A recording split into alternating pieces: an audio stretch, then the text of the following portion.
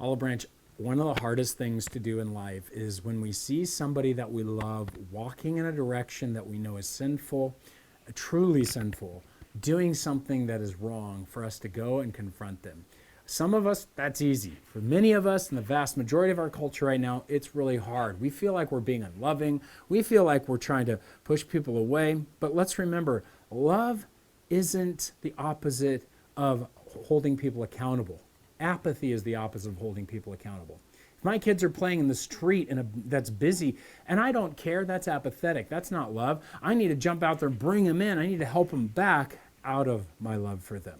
And so I don't want you to separate these things, because what John's going to tell us next is really important. He says, if anyone sees his brother committing a sin not leading to death, he shall ask, and God will give him life. To those who commit sins that do not lead to death. There is a sin that leads to death, and I do not say that one should pray for that. All wrongdoing is sin. But there is a sin that does not lead to death.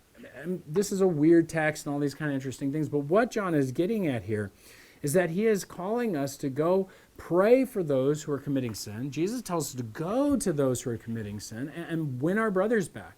And I believe we start with prayer.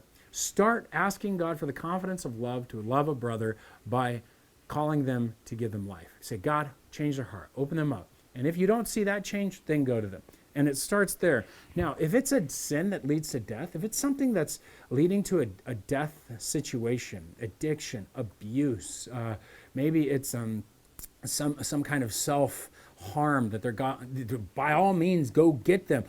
We don't want them to go to death. And then obviously, in this case, a sin that is leading to death is the sin of rejection of Christ.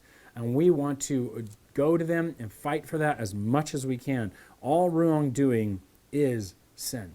And we want to ensure that we are holding each other accountable, loving each other, lovingly confronting, lovingly guiding, but especially praying for each other that we would turn, that we would have a life. And I hope that's what we will do for each other. Maybe somebody in your life right now needs you to be praying for them. Spend that minute. Don't judge them. Pray for them and see what God begins to do.